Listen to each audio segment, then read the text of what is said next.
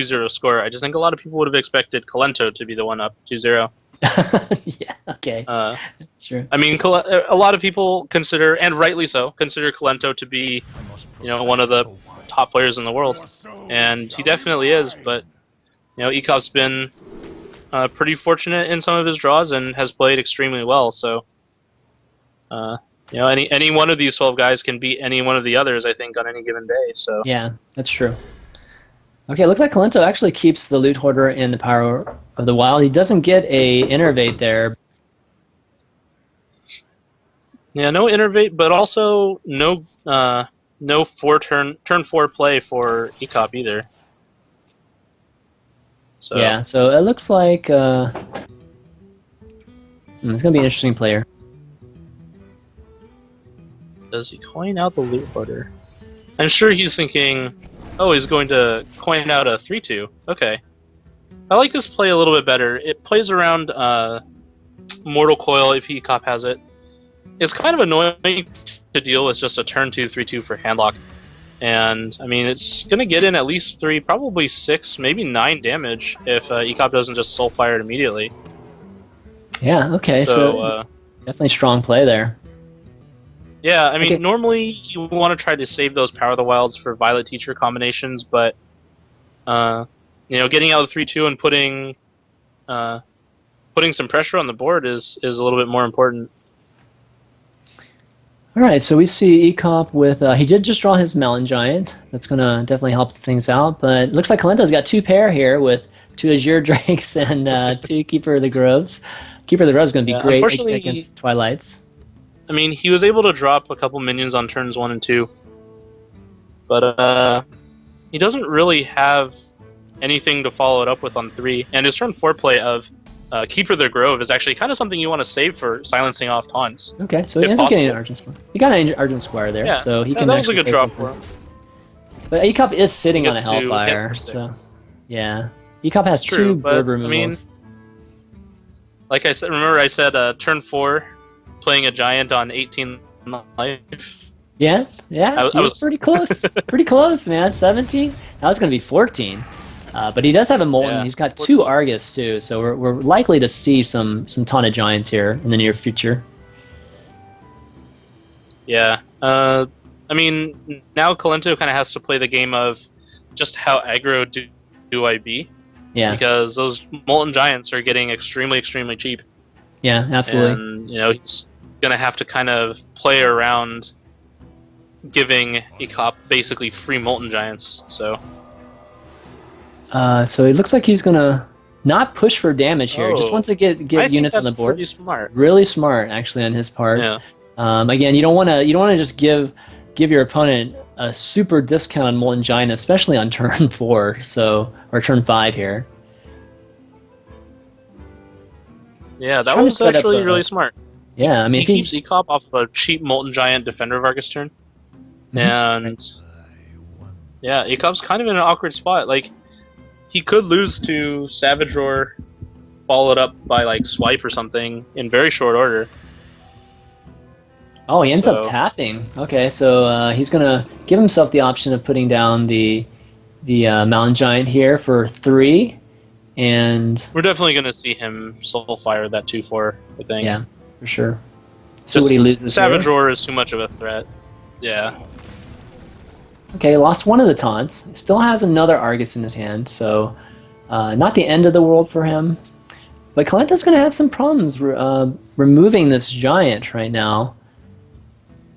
Yeah, and Ek0p is able to, I mean, even if he doesn't lose any more life, he is able to Ancient Watcher and Defender next turn. Yep, that's true.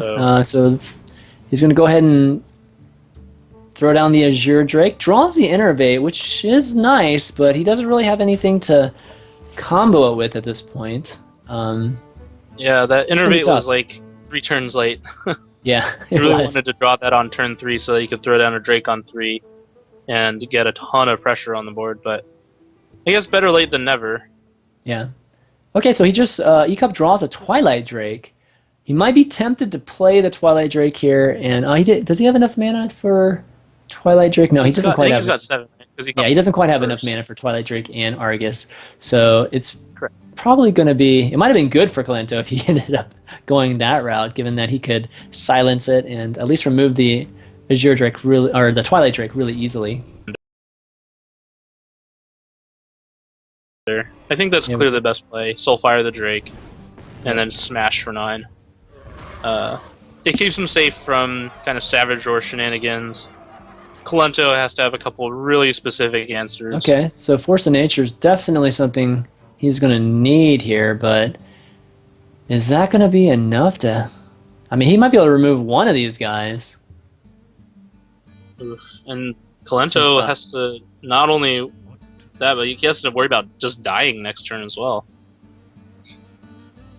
This is Okay, a really so rough spot. he can Savage... He can Force of Nature, Innervate into Wrath, but that's about Wrath. That's about it. And that at least keeps him might from taking actually- damage. oh. I mean, his best chance. I mean, we know that Ek0p doesn't have the 2 damage, but his best chance might just be silence one of the giants, Wrath the Defender of Argus, and kind of pray. Like, if Ek0p goes to the face with 17 damage next turn, then Kolento could at least draw a Savage Roar. And would he have enough damage to win? No, I don't even think he'd have enough damage because he still has to go through that 9. No, he would? oh yeah, he would. He Yeah, would be he'd short. still have to go through the He 9. would be short 1 so- damage because he wouldn't be able to hit it with his face. Yeah, it would at least require one of the guys to go into it.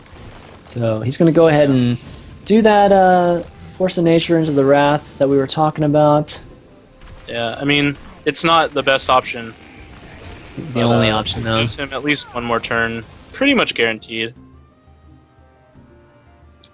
Yeah, this is Leroy. just a brutal spot for him. Yeah, He would have So to it's have got 11 Leroy and Hellfire to kill him this turn. yeah. Hellfire, Power Overwhelming, something. Yeah. Okay, so it looks like he's going to be playing a Watcher here, and he has an Owl, but he's gonna, Guess might he's as well gonna just fill use the board. There's nothing, not too much Colento's going to be able to do here. I mean, is there any draw that he could have here to keep him alive? Druid of the Claw doesn't He keep would have him had to alive start either. with like Big Game Hunter, I think, and even that wouldn't have been enough. Yeah, he doesn't have a big game hunter in his deck, so looks like Ek0p's going to take this series, guys. He's going to sweep Kolento 3-0 here. Unless Kolento can figure out some kind of play, some kind of miraculous play here. Okay, he's going to go ahead and draw. What could he draw? He could draw an Innervate. Yeah, I mean, And Kolento's about it. has to know that he's just dead here. I mean, the writing's on the wall. He can Yeah. throw up a taunter that dies to any number of things that Ek0p has, but Pretty rough. Definitely pretty rough. pretty rough. Yeah, so he ends up conceding, and Ek0p with his glasses and his wreck, his sign. wreck there, is obviously very ecstatic about taking this series here. And what we're going to do is we're going to set up an interview with Ek0p, but we're going to take a